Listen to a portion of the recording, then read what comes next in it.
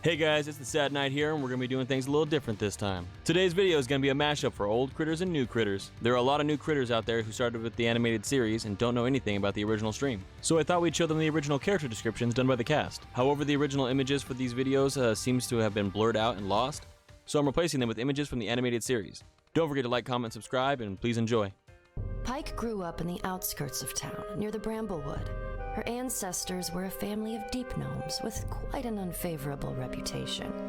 Thievery, destruction, and trickery left them with the curse of the last name, Trickfoot. Sarenrae, the goddess of healing and redemption, had other plans for Pike's great-great-grandfather Wilhand, who left his family at a young age after a dream that changed the course of the Trickfoot family. Wilhand devoted his life to Sarenrae, and pledged from then on that him and his family would live a life of service and devotion. As a child, Pike seemed to have an affinity to heal. Whether it was animals, people, or even flowers, she felt she had a purpose in making things whole that had once been broken. She studied and learned the ways to heal through divine magic. She lived a peaceful life, quiet and simple, until one day, Wilhand was captured and almost killed by a group of Goliath barbarians. One of the Goliaths took a stand against the murder of the innocent gnome, and he himself was beaten, bloodied, and left for dead, abandoned by his herd. Wilhand went to Pike for help. She prayed and healed this barbarian as best she could, bringing him back to life. When he awoke, she discovered his name was Grog Strongjaw. After that, they were the best of friends, a rather unlikely pair. Little did she know that in a few years' time, Grog would soon return the favor and bring her back from the clutches of death. After being killed in battle, Pike felt angry. She wanted to be stronger so that it would never happen again. She spent 4 months at sea, training with the men and women aboard a ship called the Broken Howl. Gripping her holy symbol in one hand and her morning star in the other, this time, Pike is ready. Right, listen up. If you have ale, then you have a friend in Grog Strongjaw, a Goliath of towering height and size. This barbarian has an appetite for the two great loves in his life: combat, women, and ale. Wait. Easily the brains of the group, Grog is often consulted for his vast knowledge of shapes, colors, and shiny things. Also ale. In his early years, armed with his two-handed great axe, Grog often enjoyed proving his might amongst the ranks of his family's wandering herd. But after coming upon an unsuspecting elderly gnome in the woods, he objected to the killing of such an innocent life. A creature of impulse, Grog felt only pity for this terrified little thing. His disobedience cost him dearly. Beaten bloody and banished by the herd leader, his Uncle Kevdak, Grog was abandoned and left to die. Exiled from his herd, it was then that the relative of the very gnome he fought to save saved him. It was the kindness of a gnome cleric named Pike that healed Grog, bringing him back from death's edge. And they have remained close friends ever since. Most nights, Grog can be found challenging entire taverns to wrestling matches, or accompanying Scanlan to the nearest house where you pay for lady favors. Also ale. A first impression of Keyleth would leave you with little information on the half-elven druid. You might even think that her social awkwardness due to her sheltered upbringing is kind of sweet. Of course, it would be unwise to underestimate her based on first impressions. Under that unintimidating petite frame is a vicious beast waiting to be unleashed, whose natural powers have made even the fiercest of champions pee their pants, literally.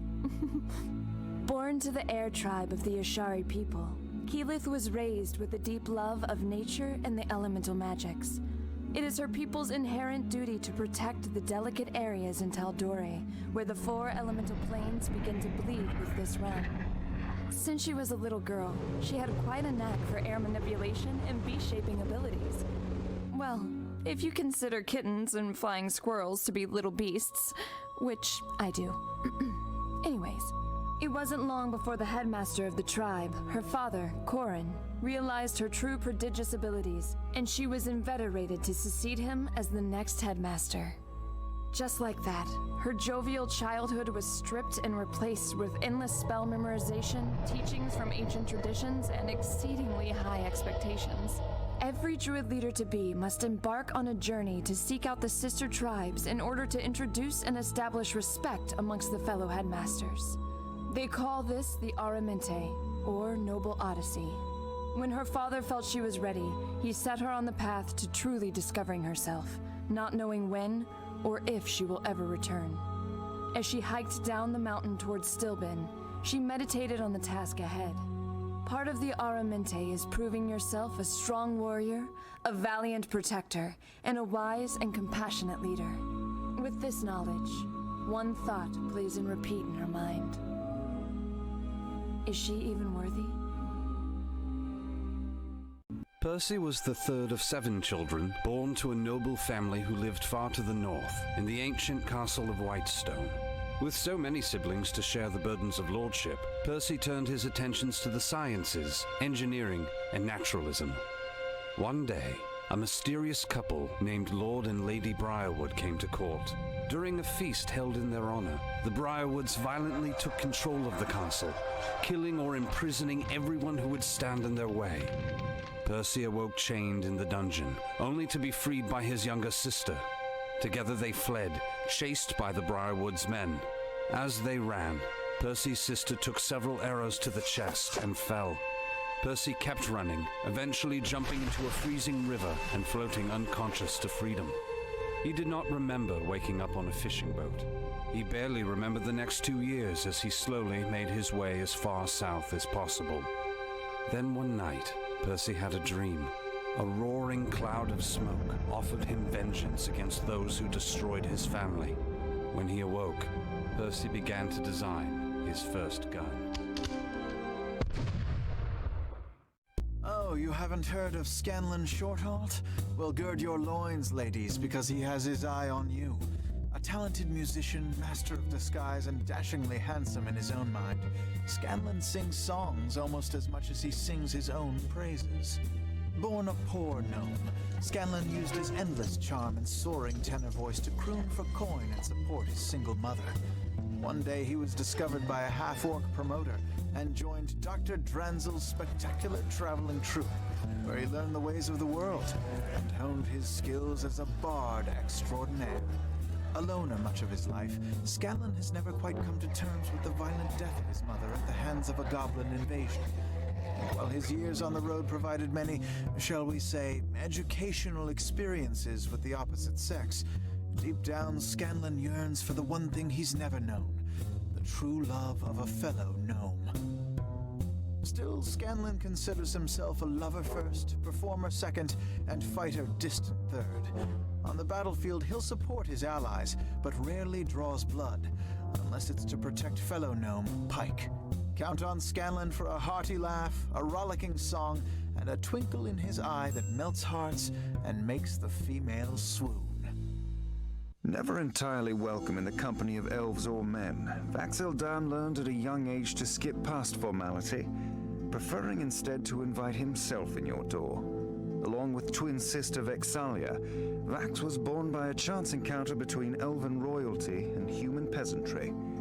Raised by their mother in their early years, the twins were eventually sent off to their father in the elven capital of Singorn. But their cool reception among the elves there never warmed, and their time in the capital didn't last. The siblings stole away one autumn night and set out on the open road. After a few years of wandering, they eventually decided to return to their mother and journeyed back to the lands of their youth. But instead of finding their childhood home, they returned to a pile of rubble. Their mother was gone, their home burned to ash. Pressing the townspeople for answers, they learned of the day the dragon came. With their ties all severed, Vax'ildan and his sister set out to find their fortune together in Taldore. An outsider since birth, Vax quickly learned to solve life's challenges in his own particular way, often by sidestepping them entirely. And when his knack for circumventing adversity isn't enough, the way of blades the elves schooled him in more than makes up the difference. Like so many half-elves, Vex'ahlia has spent most of her life suffering the cool reception of a people who don't fully accept her. Born of a human mother and an elven father who only later in life took an interest in their existence, Vex'ahlia and her twin brother Vax'ildan quickly realized the only people they could truly rely on in this world were each other. It was at the age of 10 when the two were taken from their mother and brought to live in Singorn, the isolated elven city for which their father was an ambassador. He quietly took them in, but always kept an icy distance, and after too many years of disdainful looks, the pair decided to leave his indifference behind and set out on their own. Vax took to the cities, stealing small trinkets and learning the ways of the thief, while Vex kept to the woods. She preferred the isolation. Always the keen observer, she learned to hunt and to track, to spy and to shoot, and through a series of fateful events, earned herself a companion in the form of a bear. Her own stolen trinket, to fight alongside her and protect her fiercely. Also, he is adorable, and gives expert massages. Hey guys, it's the Sadknight again. I just want to thank you all for watching the video, and I want to give a shout out to Critical Role. Happy 7-year anniversary. I hope you guys continue to tell stories and have campaigns for many more years to come. And thank you for being such an inspiration to all of us in the D&D community.